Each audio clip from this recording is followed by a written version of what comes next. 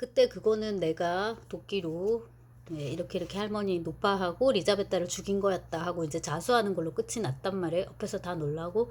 그렇게 이제 끝을 냈으면 소설의 이른바 극적인 효과는 더 컸을 것 같고, 만약에 소설 작법이나 이런 거를 가르친다면은 이렇게 써라라고 아마 할 것 같아요. 근데 이제 작법 자체를 놓고 보면은 도스토옙스키는 절대로 모델이 될 수가 없는데, 여러 가지 이유에서 그렇겠지만 그거는 천재성인 거잖아요.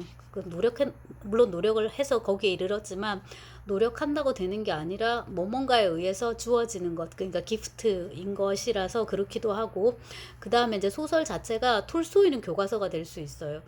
열심히 공부하고 한번 이렇게 써보고 묘사도 이렇게 해보고. 근데 도스토옙스키는 그렇게 우리가 학습적으로 접근해서 이제 이 사람을 배우고 이렇게 한다라고 그러면서 이제 적용을 내 창작에 해본다 이렇게 하기에는 너무나도 유일무이한 현상이라서 그게 잘 안 맞습니다. 그러니까 다시금 작법적으로 얘기를 하자면 그냥 거기서 끝내는 게 나았을 것 같은데 왜 작가는 굳이 이 불필요한 사족과 같은 에필로그를 달아야 했을까라는 이제 물음을 던지고, 앞서 조금 부족했다 싶은 걸 이제 얘기를 하면, 제가 맨 앞에 동영상 어디서 실수로 말을 했는데 그 라사로의 부활하고 날짜가 똑같다가 아니라 끝자리가 똑같다였나 봐요. 왜냐하면 스콜카 드니에이 뿔스트 플리에니에 이 나카자니에 자 며칠 제와벌 이렇게 찾아보면 바로 쥐뜨리나짜 드니에이 14일이 뜹니다. 아마 끝자리가 같았다. 14일 아마 그러니까 13박 14일 이렇게 되겠죠. 그러니까 14일 이렇게 이제 나오더라고요. 그 다음에 이제 에필로그입니다. 그러니까 이렇게 많은 분량, 그 다음에 이러저러한 사건이 있었는데 이게 겨우 14일밖에 안 걸렸다니. 이것도 제가 그 작가 소개 영상에서 충분히 찍은 것 같은데 도스토옙스키의 시간 사용법이 이만큼 특이하다라는 걸 이제 보여주는 거고요. 그 다음에 나인데 여기 지금 현재 8년이 지금 나한테 이제 형인데 8년 지나면 난 32살이다 이렇게 나온단 말이에요. 그러니까 이제 에필로그에서 24살이고 본문에서는 대략 23살이었던 걸로 이렇게 볼 수 있습니다. 에필로그는 이제 크게 두 부분으로 나누어지는데 1장은 흔히 도스토옙스키 소설에 많이 따라붙는 후일담처럼 여사 이렇게 형을 받았고 뭐 여사 두냐하고 라즈미는 결혼했고 라스콜리니코프는 소냐와 함께 시베리아로 떠났다.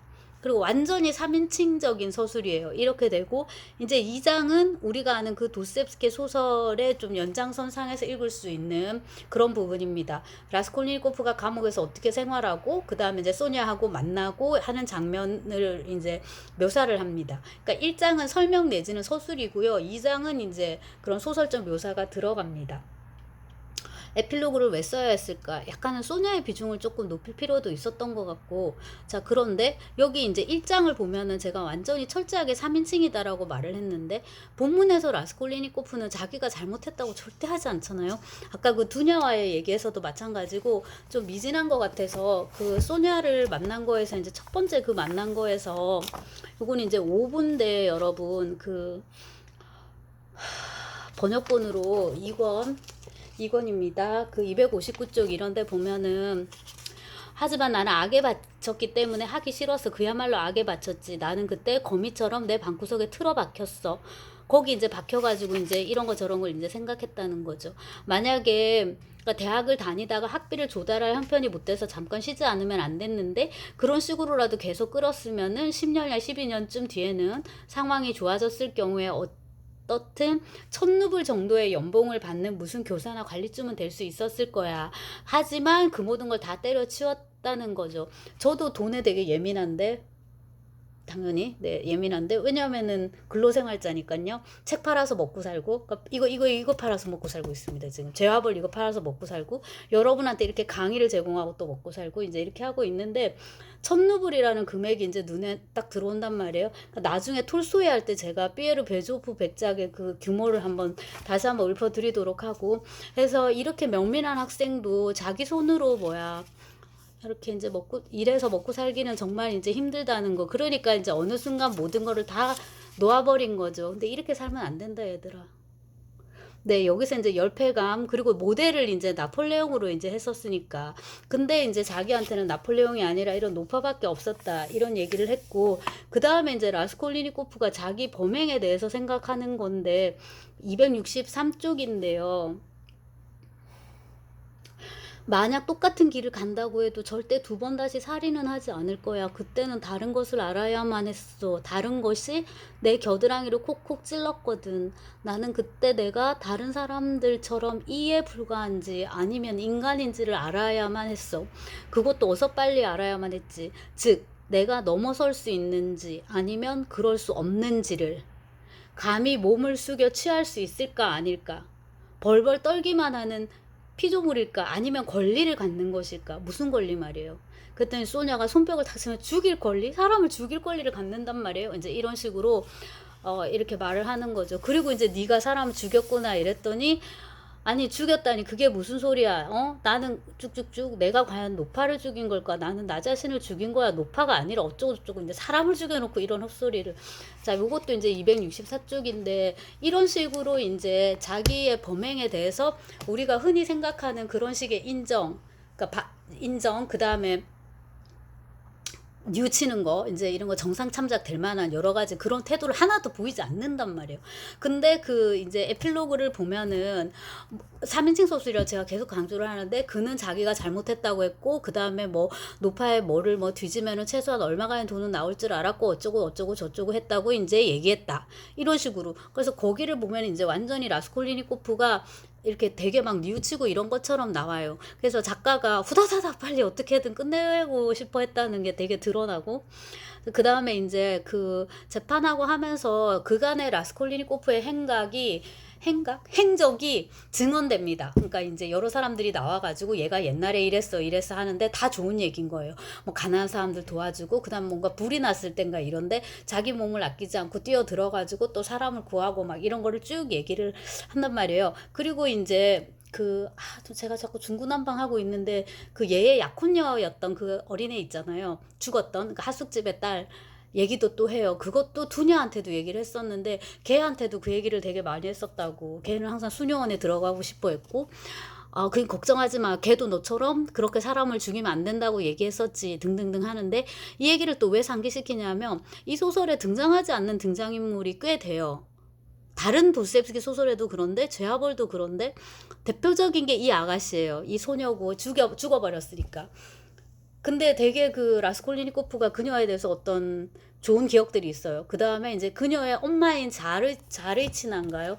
이 프라스코비아 자르이치나, 이게 하숙집 여인 아줌마인데 이 아줌마랑 그 프라스코비아 자르니츠나인데 이 하숙집 아줌마랑 라즈미인의 관계가 되게 미묘한 거예요. 라즈미인이 나 요즘 여기 와서 밥 먹는다 이러면서 완전 진수성찬이야. 그리고 내가 뭐 하숙집 아줌마를 좀 뭐 해줬지 이러는데 약간 성적인 뉘앙스 같은 걸 좀 풍겨요. 그래서 그 다음에 여기 증언하러 또 나오십니다. 그래서 등장하지 않는 등장인물 중에 또 역시나 하나이고, 그 다음에 이제 전에 말씀드린 그 리자베타가 낳은 어디로 갔는지 도저히 알 수 없는, 항상 임신해 있는데 애는 어디로 갔는지 알 수 없는 등등등 이제 이런 등장하지 않는 등장인물들이 좀 있는 거죠.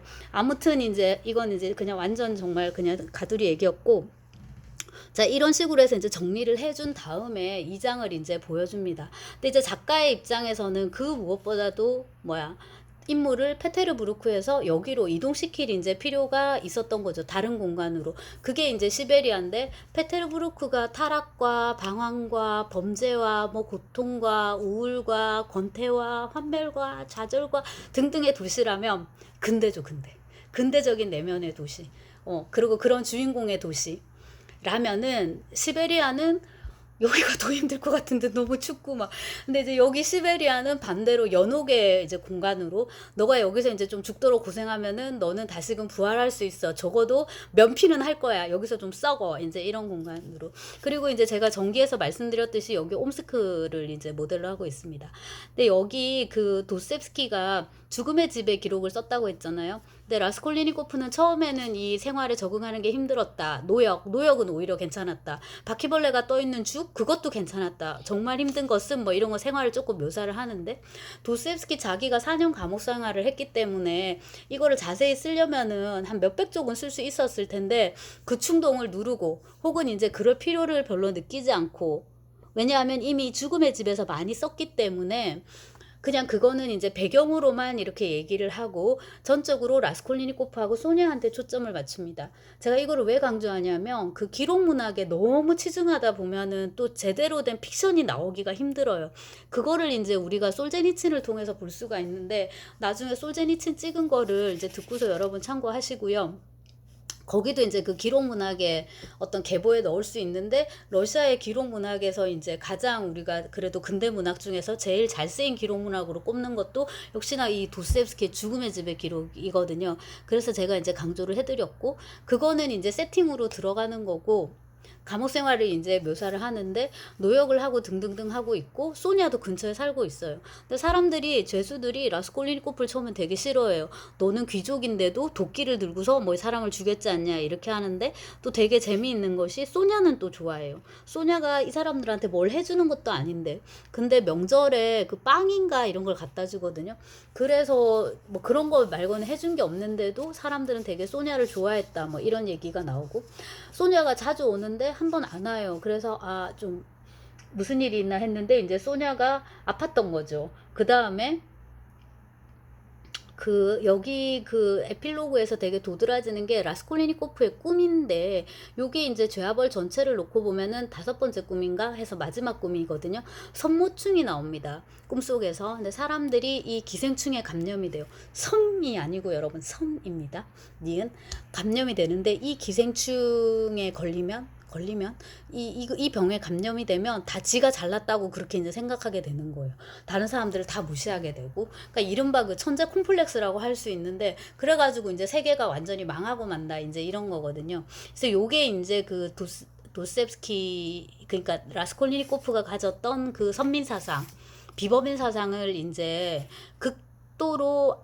극도의 알레고리의 형식으로 표현한 그런 꿈으로 볼 수 있겠습니다. 그래서 저는 개인적으로 이 죄와벌에 나오는 5개의 꿈 중에서 제일 재미가 없는 꿈인 것 같아요. 왜냐하면 형상성이 너무 떨어지고 알레고리가 너무 부각되고 그것과 더불어서 작가가 얘기하고자 하는 바가 이제 너무 노골적으로 드러나기 때문에 이제 그렇습니다. 자, 그랬죠. 그리고 이제 병이 저기 되고 어째저째 해가지고 소냐가 이제 나와가지고 둘이 다시 만나게 돼요.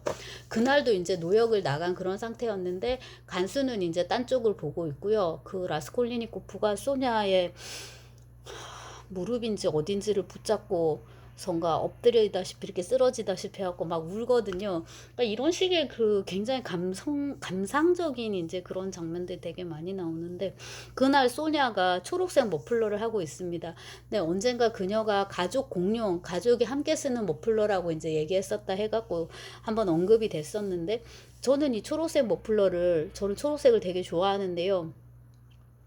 진짜 그 풀색, 초록색 이런 걸로 생각을 했거든요. 아니면 그거보다 조금 진한 이제 배추색, 초록색 이런 걸로 생각을 했는데 러시아인들이 생각하는 이 소녀의 초록색 이 숄은 머플러라기보다는 사실 숄에 가까운데 되게 두툼한 이것은 진한 카키색에 가까운가 봐요. 적어도 그 찍어놓은 그 저기 제가 링크해둔 그 영상물을 보면은 완전히 우리 그 국방색 그 질감도 되게 좋지 않고 그런 거에 이제 가깝더란 말이죠. 근데 어쨌거나 여기 초록색이 왜 강조되냐면 이게 이제 부활하고 희망의 상징이고 그 다음에 이 두 인물이 만나는 시점이 부활절이 끝나가던 시점인가 이제 그렇단 말이에요. 그래서 작가가 그 인물을 부활시키고자 하는 그 열망이 굉장히 이제 노골적으로 이렇게 드러납니다. 그리고 이제 둘이 이렇게 서로 눈물을 흘리고 교감하고 사랑하게 되고 뭐 이런 거죠.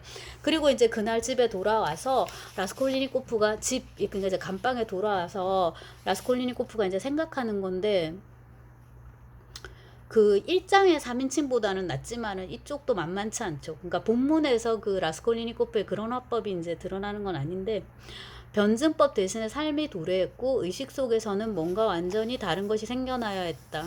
Вместо диалектики наступила жизнь, и в сознании должно было выработаться что-то совершенно другое 이렇게 이제 돼야 되는데 이게 이제 이 소설의 주제다.